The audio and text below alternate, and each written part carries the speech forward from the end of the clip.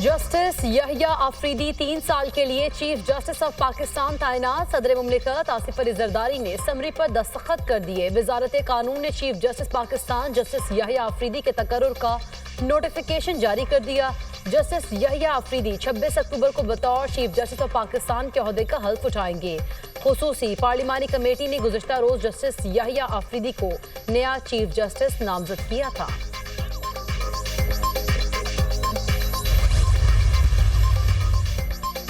खुसूसी पार्लिमानी committee ने 2/3 अक्सरियत से जस्टिस यहिया आफरीदी के नाम की मंजूरी दी। वफाकी वज़ीर कानून आज़म नज़ीर तारड़ की तस्दीक। पार्लिमानी कमेटी ने जस्टिस यहिया आफरीदी का नाम वज़ीर आज़म को भेजा। सेनेटर फारूक एच नाइक ने कहा, आइन के मुताबिक 2/3 अक्सरियत ने जस्टिस यहिया आफरीदी के नाम पर इत्तफाक किया। तहरीक इंसाफ और सुन्नी इत्तेहाद काउंसिल का खुसूसी पार्लिमानी कमेटी का बायकॉट। किसी रुकन ने कमेटी इजलास में शिरकत न की। स्पीकर कौमी असम्बली और खुसूसी पार्लिमानी कमेटी के अरकान सुन्नी इत्तेहाद काउंसिल और पीटीआई को मनाने में नाकाम रहे। एहसन इकबाल ने कहा, पीटीआई का कमेटी इजलास में शिरकत न करना काबिले अफसोस है।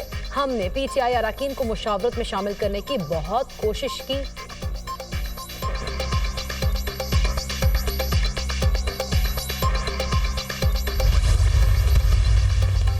जस्टिस यहिया आफरीदी ने एचएसएन कॉलेज और गवर्नमेंट कॉलेज लाहौर से तालीम हासिल की। पंजाब यूनिवर्सिटी लाहौर से एमए मुआशियात की डिग्री हासिल की। कैम्ब्रिज से एलएलएम की डिग्री हासिल की। 1990 में हाई कोर्ट के वकील की हैसियत से प्रैक्टिस शुरू की। 2004 में सुप्रीम कोर्ट के वकील के तौर पर वकालत का आगाज किया। बतौर assistant advocate general Khyber Pakhtunkhwa खिदमात सर अंजाम दी। 2010 में एडिशनल और 2012 में मुस्तकिल जज पेशावर हाई कोर्ट मुकर्रर हुए। 30 दिसंबर 2016 को पेशावर हाई कोर्ट के चीफ जस्टिस के ओहदे का हल्फ उठाया।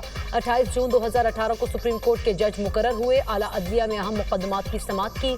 सुन्नी इत्तेहाद काउंसिल की मखसूस नशिस्तों से मुतालिक लार्जर बेंच का हिस्सा रहे। मखसूस नशिस्तों के केस में इख्तलाफी नोट भी तहरीर किया था। जुल्फ़िकार भुट्टो की फांसी के खिलाफ रेफरेंस पर 9 रुकनी लार्जर बेंच का हिस्सा रहे। प्रैक्टिस एंड प्रोसीजर ऑर्डिनेंस की जजेस कमेटी में शमूलियत से मुआज़रत कर ली थी।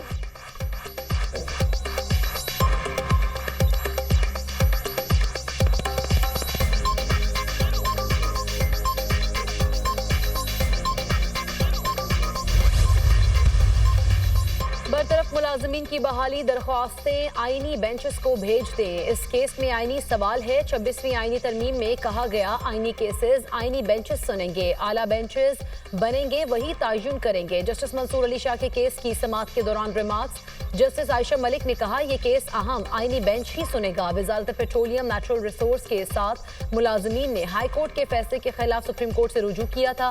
जस्टिस मंसूर अली शाह की सरबराही में 3 रुकनी बेंच ने समाअत की।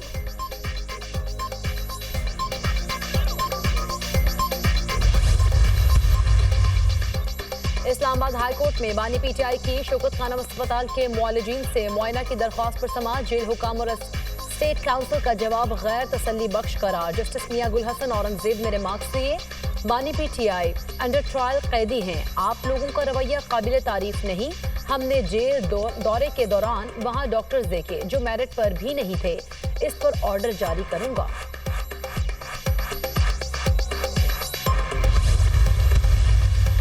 बीएनपी मेंगल के सेनेटर कासिम रोंझो सेनेट रुकनीयत से मुस्ताफी। कासिम रोंझो ने सेक्रेटरी सेनेट को इस्तीफा जमा करा दिया। कासिम रोंझो सेनेट में बीएनपी मेंगल के पार्लिमानी लीडर भी हैं। सरदार अख्तर मेंगल ने दोनों सेनेटर से इस्तीफा तलब किया था। सेनेटर नसीमा एहसान और कासिम रोंझो ने आईनी तरमीम के हक में वोट दिया था। कासिम रोंझो ने वीडियो पैगाम में कहा, पार्टी सरबरा ने जबरदस्ती प्रेस कॉन्फ्रेंस करवाई। सब कुछ लिखकर मेरे सामने रखा गया और जबरदस्ती ये अल्फाज अदा किए गए। ये प्रेस कॉन्फ्रेंस मन घड़त और झूठ पर मबनी थी। मैं इस सब की तरदीद करता हूँ। मैं 15 दिन से घर पर मौजूद था।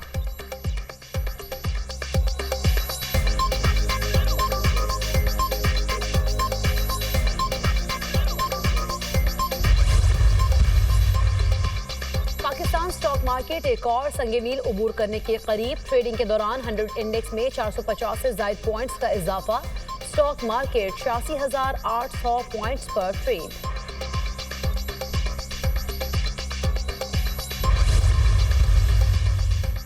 पाकिस्तान और चीन का 6.8 अरब डॉलर का ML1 मुआहिदा यकमुश्त न करने का फैसला। रेलवे लाइन 1 के लिए फेज 1 और फेज 2 दोनों के अलग अलग मुआहिदे होंगे। फेज 1 के तहत 3.2 अरब डॉलर का नया मुआहिदा आइंदा माह तय पा जाने का इम्कान है। جبکہ پہلے فیز میں کراچی سے حیدرآباد اور حیدرآباد سے ملتان ریلوے لائن کی تعمیر ہوگی۔ ML1 کے سیکنڈ فیز میں ملتان سے پشاور ریلوے لائن تعمیر کی جائے گی۔ رواں چائنیز حکام کے ساتھ معاہدے کے لیے فائنانسنگ ٹرم اینڈ کنڈیشنز کو فائنل کیا جائے گا۔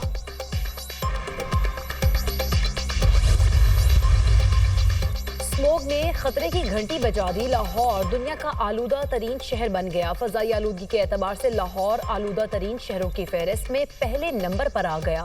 اسموگ کی شرح 500 سے تجاوز کر گئی۔ گلبرگ کے اطراف میں سب سے زیادہ 822 ریکارڈ۔ محکمہ تحفظ ماحول پنجاب کے فضائی آلودگی کے پیش نظر حفاظتی اقدامات۔ لاہور میں فضائی آلودگی کے باعث اسکولز کے اوقات کار میں تبدیلی۔ اسکول صبح 8:45 پر شروع ہوں گے۔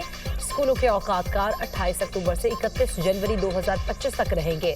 اسمبلی کلاس رومز میں کرائی جائیں ہر قسم کی آؤٹ ڈور سرگرمیاں معطل رہیں گی۔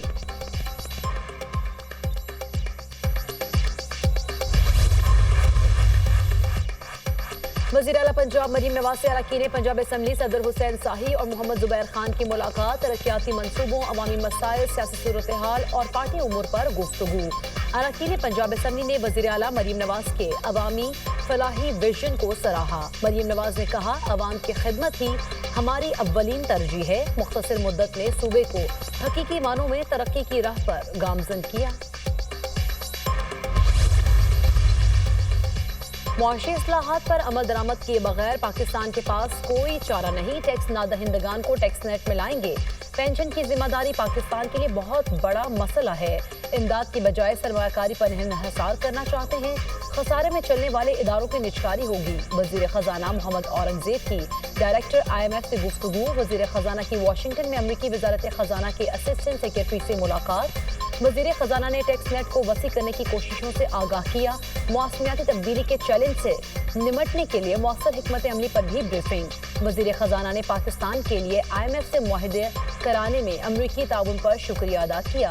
وزیر خزانہ کی سعودی ہم منصب سے بھی ملاقات۔ دو طرفہ تجارت اور باہمی دلچسپی کے شعبوں میں تعاون بڑھانے پر اتفاق۔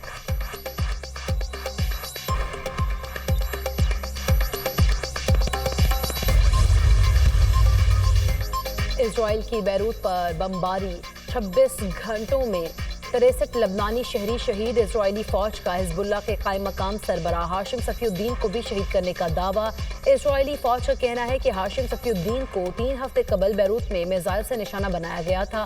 اب تک کے اسرائیلی حملوں میں 2500 افراد شہید، 11500 سے زائد زخمی ہو گئے۔ ترجمان اسرائیلی فوج کا بیروت پر حملے جاری رکھنے کا اعلان۔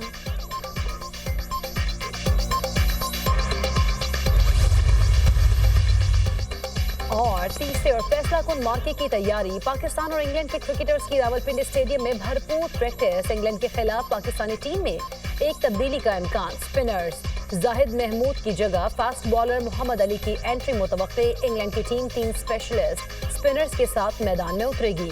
ریحان احمد، جیک لیچ اور شعیب بشیر ٹیم میں شامل۔ پاکستان اور انگلینڈ کے درمیان تیسرا اور آخری ٹیسٹ کل سے شروع ہوگا۔